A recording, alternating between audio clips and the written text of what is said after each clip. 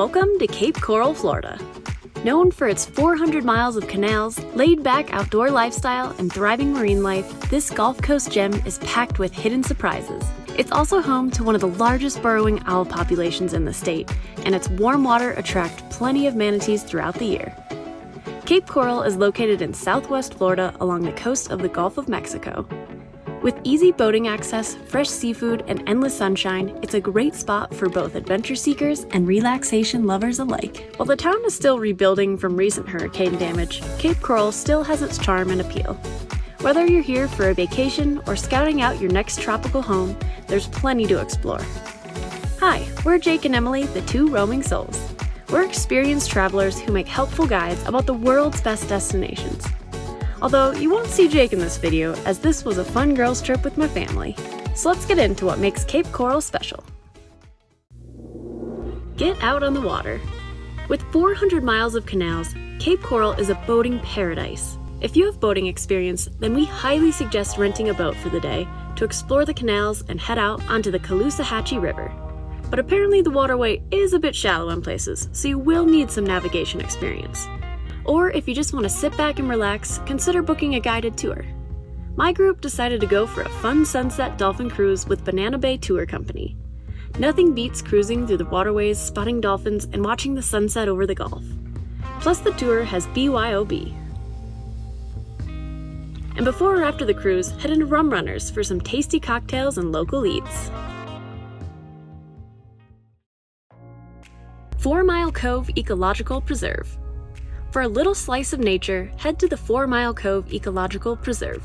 Spanning 365 acres, this is Cape Coral's second largest green space, featuring a peaceful 1.2-mile boardwalk through lush wetlands.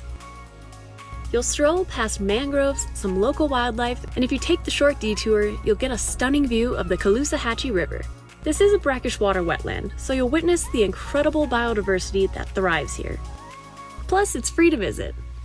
While this once used to be a great place to kayak through the beautiful mangrove tunnels and enjoy some solitude, it seems it has been neglected and no longer accessible. But check back to see if they once again will offer kayak rentals or check with a local kayak tour company. Cape Coral Farmers Market. If your visit falls on a Saturday, don't miss the Cape Coral Farmers Market. And be sure to come with an empty stomach because they have tons of great local vendors serving up some tasty food. And I mean, this 12-inch extra thick bacon can absolutely not be missed. And when you get whiffs of this deluxe smell, it will be hard to resist. There are also a handful of great farm stands offering an array of fresh fruits and veggies and many local artists and boutiques. This farmers market runs every Saturday from 8 a.m. to 1 p.m. Hey, if you're enjoying this video, give us a like to help our channel grow. Go searching for manatees. Manatees are a cherished presence in the Cape Coral area. These gentle giants roam the Cape Coral canals in summer and seek out warmer waters in winter, so where you'll find them depends on the season. Manatees are closely related to the elephant, but they can hold their breath for up to 20 minutes. You'll often only see their nose come up for air unless they get really close up to the shore. But one of the best ways to get up close and personal with the manatees is by kayaking. And this is certainly a regret of mine, not getting into the water and getting a closer look.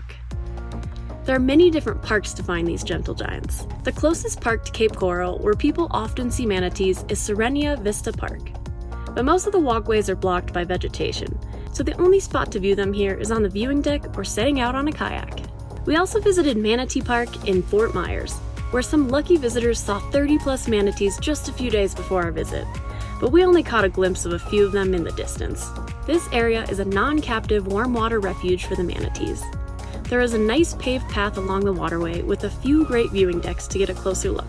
Do note there is a parking fee of $2 per hour or $5 per day. You can also rent kayaks and head down the Orange River to get a closer look at the manatees. My best suggestion if you want guaranteed sightings is to book a guided manatee tour where the experts take you to all the best spots. Yacht Club Community Park. The Yacht Club Community Park is the closest beach area to Cape Coral.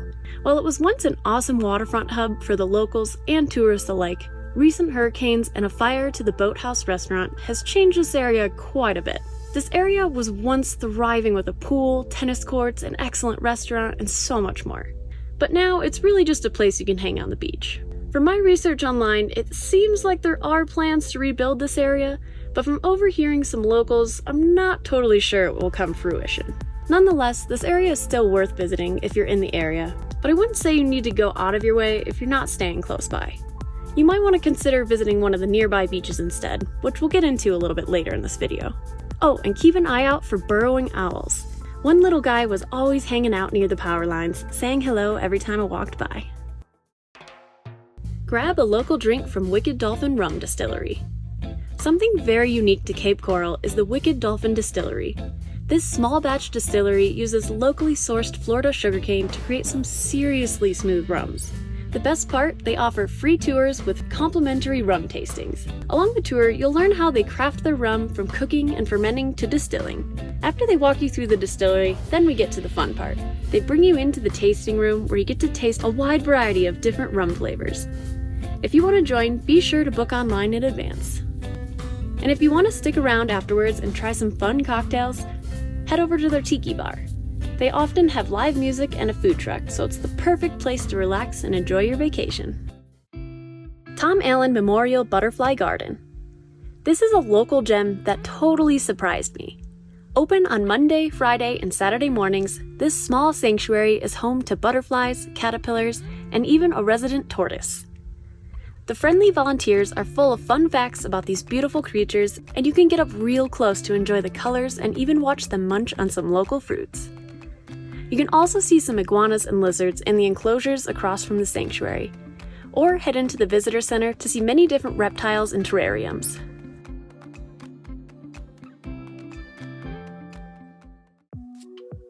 Grab local seafood. No trip to a coastal town is complete without getting some local seafood. And Fishtail Grill by Merrick Seafood is a great spot to grab lunch or dinner. Since they opened in 2013, they are consistently voted the best seafood restaurant in town. Plus, they are known for being the best fish and seafood market around. So whether you want a chef to cook you up a delicious meal, or you have confidence in cooking yourself, it's easily the best place to get some fresh local fish. If you're traveling with a group who loves seafood, consider getting the seafood platter. This variety plate has a little bit of everything. We started off with some cocktails, which were all divine, and then we got a couple different sandwiches and wraps to indulge in, and they definitely don't skimp on the seafood. We were pleasantly surprised by everything on our plates. But one thing I will say is we wish there was a little more sauce on some of the sandwiches, so maybe ask for extra sauce on the side. Take a day trip to a nearby beach. Cape Coral may not have its own pristine beaches, but luckily some of Southwest Florida's best shorelines are just a short drive away. We opted for Bauman's Beach on Sanibel Island, a secluded spot known for its soft white sand, excellent shelling, and calm Gulf waters. The scenic drive to Sanibel alone is worth the trip, with lush coastal views and charming island vibes. There's also a great bike path that runs up the island. If you're looking for more options, Sanibel and Captuba Island offer several stunning beaches to explore, while Fort Myers Beach on Estero Island provide a livelier atmosphere with waterfront restaurants. No matter which direction you choose, a perfect beach day awaits. Botanical Brewing Company. Typical to a Two Roaming Souls Top 10 video, you'll always find us recommending a local brewery. But this is not your typical brewery. This brewery is actually exclusively non-alcoholic. They brew their drinks with plants like kava, kratom, and hemp. Unlike alcohol, kava can induce a state of calm and relaxation without impairing cognitive function.